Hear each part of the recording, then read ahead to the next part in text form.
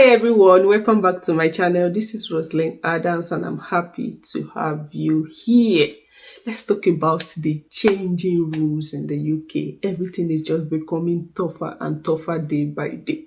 1 minute you are trying to come to reality, to come to terms with the new rule. Another minute they've thrown you another one, I know what it feels like to be an immigrant in the UK, especially when you are here to get your settlement. Sometimes it can be very depressing. If you are not in it, you don't understand. So I feel your pain. Are you an immigrant in the UK and you are being affected by these rules? First, let me send you a virtual hug. It can only get better. God will come through for you. So this video is specifically to encourage you, one, and to also tell you about options you should start thinking of, especially if you still have time in your hand. So many depressing stories coming out of the UK. You don't want to be in a tight corner where you don't have options again. So begin to think of other options. And those are the things I'll be talking about in this video. You don't want to miss any part. So let's go straight into it.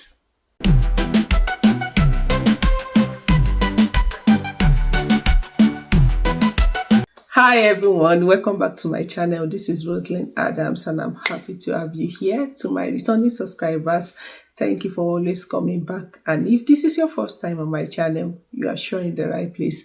Please don't just watch, kindly click on the subscribe button.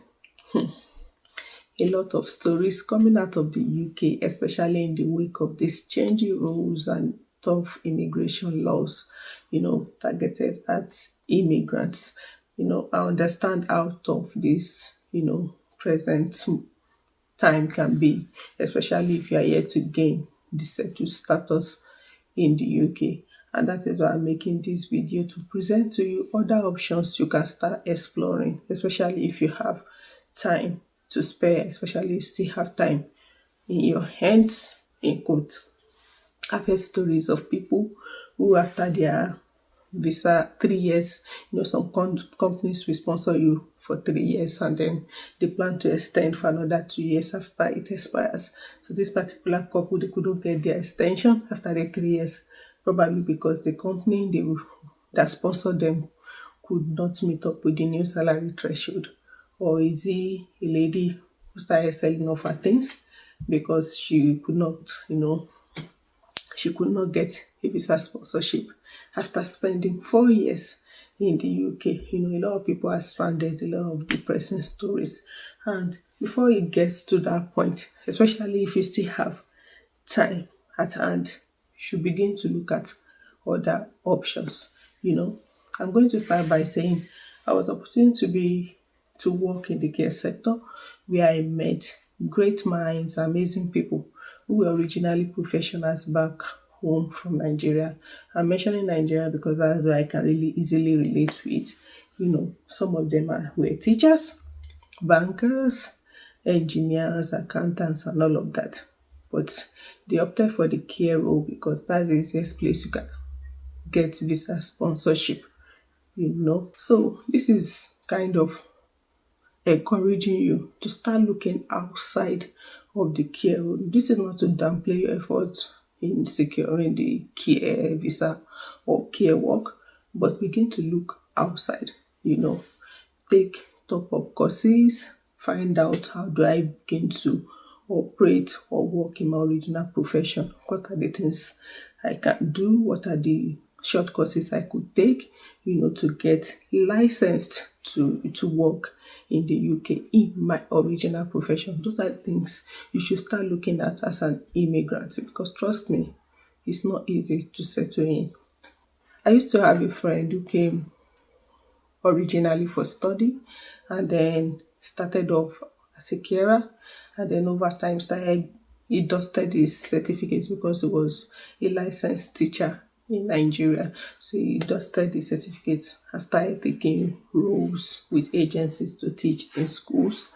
And over time, I think a year plus into working as a teacher, as an agency teacher, he got his QTS, and then he got a permanent role in a public school. got his QTS without going to a conventional school or doing the mandatory 1 year educational program in the university to get the QTS. I think one of these days I should invite him to tell us how he did that. So there are a lot of people who switched into their original, profession right in the UK, and this salary threshold cut off thing it's not affecting them. There's also another friend who was on a care sponsorship but started taking courses and all of that to top up on his tech knowledge, and he eventually got a sponsorship in a tech company, and he switched from that visa sponsorship to a tech sponsorship, and all of these changes isn't affecting them. A lot of people have taken this bold step, and I think you should also start thinking of that. The next one is start looking for roles in rural areas in the UK. I don't know why I'm in a one group like that helps immigrants, and you see a lot of people, they'll be looking for a job, they're asking them to help them look for a job. They're living in London. London? You have no business with London as an immigrant who doesn't have a job yet. You have no business staying in London except you have a job there or there's something important keeping you there. Start looking at rural areas where they really need you, where they are looking for you. There are lots of jobs in the rural areas in the UK. See, there's no even a village in UK. Everywhere is urban because you can access every basic need you require, because the roads, electricity, name it, everything is there. Whatever is obtainable in the city is obtainable there. So what are you looking for? Till you get your settled status, there's nowhere you cannot stay. There's nowhere that is not abordable, if there's a word like that, in the UK. So I think you should start looking at, rural areas, looking for jobs and roles that actually meet your need in rural areas in the UK. And lastly, you can also start looking for opportunities outside of UK. I am a living example. I was in the UK for over 2 years before I later migrated to Canada as a permanent resident. There are lots of options you can look at. There is Australia, there is New Zealand. Just look at the one that is, that is obtainable for you and start, making efforts. Find out. Google is your friend. Like Canada, think of the Express Entry program.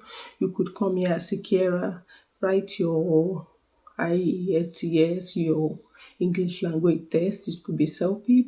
Evaluate your certificates. Use your care work experience.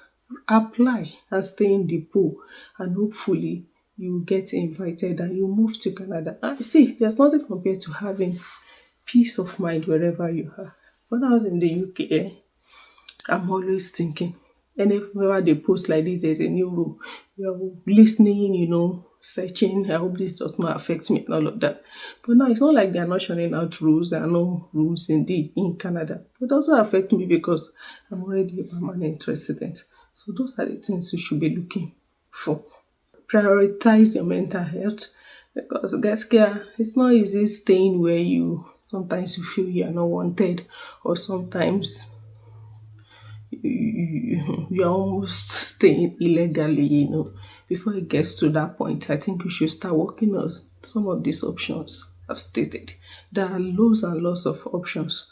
Just search the internet, read about them, and I pray that everything will work out fine for you. So this is where I'll be stopping today. If you have questions, please feel free to drop them in the comment section. And I will be seeing you in my next video. I hope this helps though. Bye.